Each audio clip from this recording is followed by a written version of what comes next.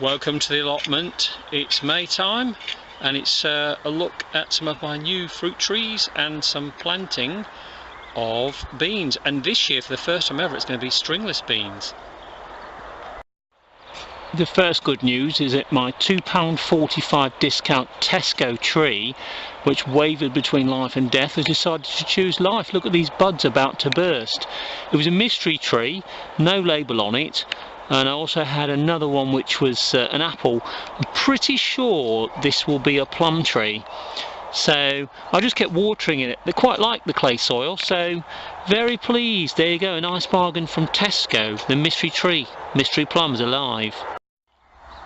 So this year for the first time I've planted a group of Firestorm stringless climbing beans, and put the structure up yesterday, come back to water it today, and just as well, as you can see, they're quite stressed, aren't they? But hopefully they will recover, because I knew I had to come back today to water. And also grown from seed, I've put in these early bird sweet corns, and they are supposedly, from their name, one of the soonest to crop. So we'll see how they do in the rich clay soils here. On this square are the Bunyard's exhibition broad beans, sown direct on the 20th of April. So these have now been in 3 weeks, yeah, so doing quite well, direct from seed into the soil, but you have to wait till the temperature's right, obviously, and it's very heavy clay, but they seem to be okay. Strawberry bed, well yes, we've actually put some straw on it. As you can see, some of them are waiting to ripen up. Probably be a bit late this year. Everything seems to have been pushed back a bit, so at least they are in flower. And some of the actual runners I put in this middle patch here, and I've got a few more strawberry plants to come down on this bed. I have a set of tornado leeks. These are a late maturing variety grown under a plastic cover in my plant tubs. So I just put them in last night, and with the soil temperature being okay, so hopefully they'll do well down here, I hope. This has done well down here on the allotments, one of my eucalyptus plants. After I cleared most of the herb garden, I've noticed that this particular plant, a Mexican orange blossom, has very much flourished this year. I don't know whether the passiflora will come back, but this more than makes up for it. Look at this display. Fruit has now set on this sour plum, so looking forward to a decent crop as the sun slowly ripens them and they grow into nice juicy ripe plums. Here we have a Bramley tree on a dwarf rootstock. This has set fruit, and the regime I had of spraying with the milk and the bicarbon detergent has paid off. Not all of my fruit trees will crop this year. Some seem to have a rest year, but this looks like a good year. Here we have a tabeberry, soft fruit. It's only been in about 3 or 4 years. Last year it gave a really decent crop, and this year, as you can see, it's already set fruit, and it tends to crop over a long time. And this year, for the first time in a few years, it looks like I'm going to get a decent crop of gooseberries on some of these plants. The pruning and also tying up of the structures here on the raspberry canes has worked quite well. I just use a simple bamboo stake method with some twine basically on 3 levels, and so the pollinators are hard at work. I was a bit worried I wouldn't get much this year, but it looks like it's going to be a good year for raspberries. These are the raspberry canes I planted this year. They'd grown from suckers from the other raspberries, and I planted them all along the border here against this rubble netting. And one bonus of it, with having people who keep the plot like that, is that this produces millions and millions of dandelion. But basically the dandelion clocks are being caught, thankfully, in the rubble net, so hopefully the majority of them won't pollute my plot. with the mini pops, I've got 2 rows here. These ones to my right are unwinds planted by seed, planted from seed at home in the tubs, and these are Johnsons. They're looking a bit more scraggy actually, but we'll have to see how they survive down here. Right here I've got another row of unwinds mini pop as well, which were planted from seed.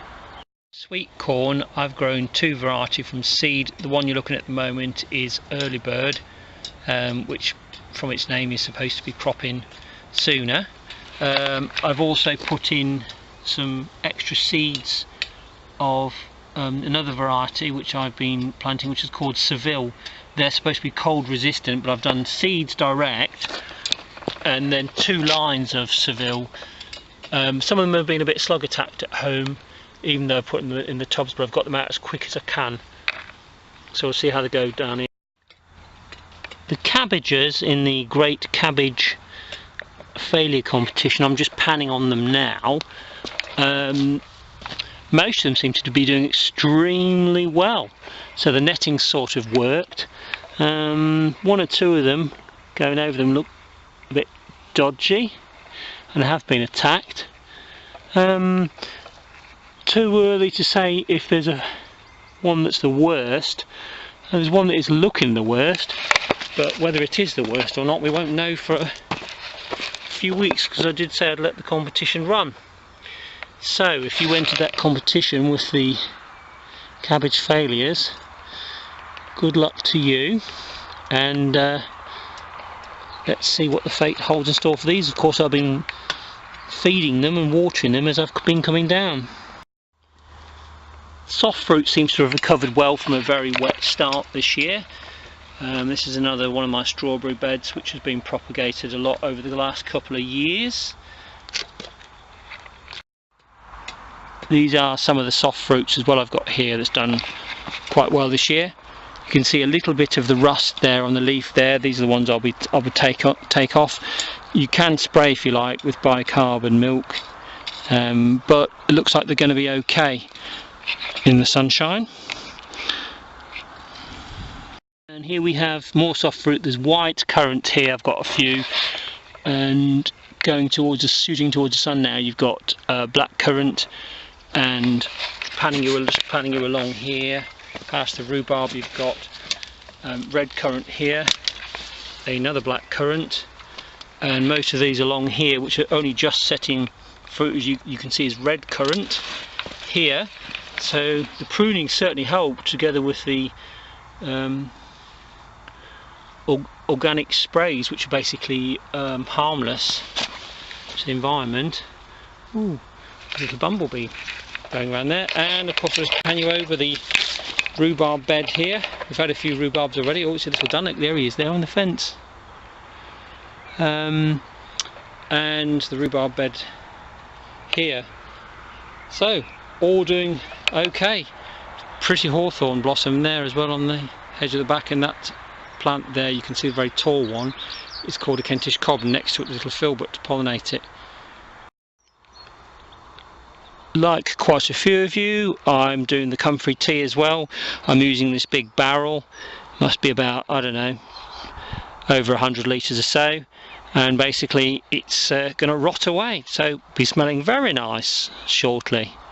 Well, that's it for this evening, and alas, look how good it is to have this fine mesh netting to keep your plot free of all these tens of thousands of dandelion seeds.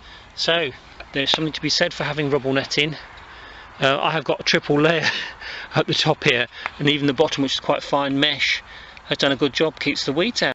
Of course you can't have everything, and a rubble netting, as good as it is, it's not going to stop noise and colourful language when they come along to do their gardening, or if you would call it gardening, that is.